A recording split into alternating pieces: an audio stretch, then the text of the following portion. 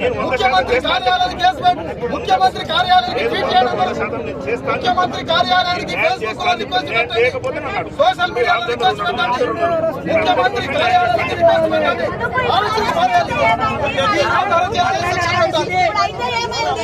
Murder case నమోదు చేయాలి, attempt murder case నమోదు చేయాలి.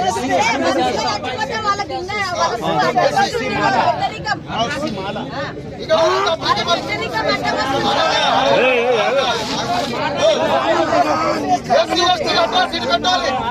ఎందుకంటే అమ్మాయిని భార్యాభర్తలు ఇంటర్ కాస్ట్ మ్యారేజ్, అమ్మాయి భార్య ఎస్సీ కాస్ట్, ఒక దళిత మాల కులస్తురాలు,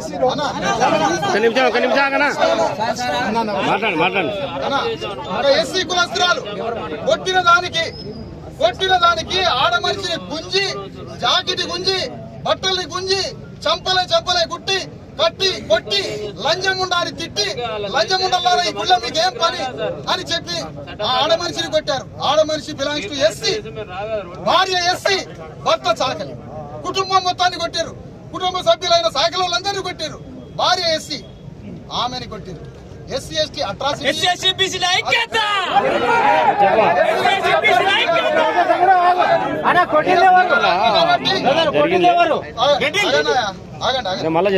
అట్రాసిటీ యాక్ట్ పెట్టాలి, అట్రాసిటీ యాక్ట్ నమోదు చేయాలి, అటెంప్ట్ మర్డర్ కేసు నమోదు చేయాలి, వాళ్ళని వెంటనే తీసుకొచ్చి అరెస్ట్ చేసి రిమాండ్ చేయాలి. ఈ ఇంత పెద్ద నేరం జరిగినా ఇప్పటి వరకు చేయకుండా పైగా మీ ఉన్నతాధికారులు ఏం చేస్తావో చెయ్యి, ఆ ధర్నాన్ని ఆపేయని అమాయక బీసీ అధికారులని బలి చేయడానికి రంగం సిద్ధం చేసి, మీకు ఎందుకు అంత ఆరాటం? మా వల్ల కాదని మీరు ఎందుకు చెప్పలేకపోతారు? పైన అమ్మాయిని అరెస్ట్ చేయలేము, వాళ్ళు మామూలు వ్యక్తులు కాదు, వాళ్ళని అరెస్ట్ చేయలేము, వాళ్ళని ఇక్కడి నుంచి లేపలేము, ధర్నాన్ని ఆపలేము అని మీరు పై వాళ్ళకి ఎందుకు చెప్పలేకపోతారు? మొగమాటం, మన బీసీ ఆఫీసర్లకి మొగమాటం, బానిసత్వం, చెప్పలేకపోవటం. ఇప్పటి వరకు అరెస్ట్ చేసే శక్తి లేదా? ఉల్టా ఈ ధర్నాన్ని లేపాలని చూస్తున్నారు. ఎందుకన్నా ఈ రోజు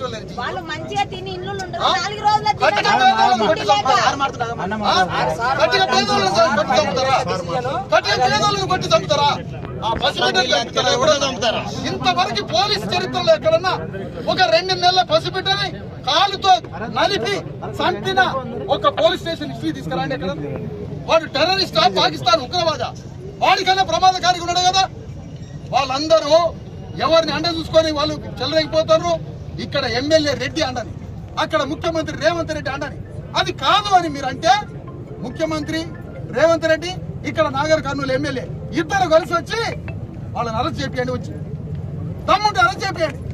అరెస్ట్ అయినాక ఇక్కడ నుంచి మా ఆత్మగౌరవ సమస్య ఒక రాత్రికి రాత్రే కోదాడ కర్ల రాజేష్ విషయంలో రాత్రికి రాత్రే ఒక డిఎస్పీ వచ్చి అర్ధరాత్రి పూట ఆ కోదాడ కర్ల రాజేష్ తల్లిని అనేక మాయ మాటలు చెప్పి 10 రోజులు బయటికి రాకుండా చేసిండు. దాదాపు 10 రోజులు ఆ మాయలోనే తల్లిని మాయ చేసింది. తర్వాత జ్ఞానం తెలిసి అన్ని తెలిసి బయటకు వచ్చి మళ్ళీ పోరాటం మొదలుపెట్టింది. ఇక్కడ కూడా ఎందుకు మీకు అంతా? మా వల్ల కాదు, మేము ఈ ధర్నాన్ని ఆపలేము అని మీ పై అధికారులకు చెప్పండి. మీ కళ్ళ ముందు ఒక డిఎస్పీ అధికారి, డిఎస్పీ అంటే మామూలు అధికారా? ఎంత పవర్స్ ఉంటే మీకు? వాడిని తీసుకొచ్చి నువ్వు చరిత్రలో నిలబడు, మా గుండెలో నిలబడు అంటారు.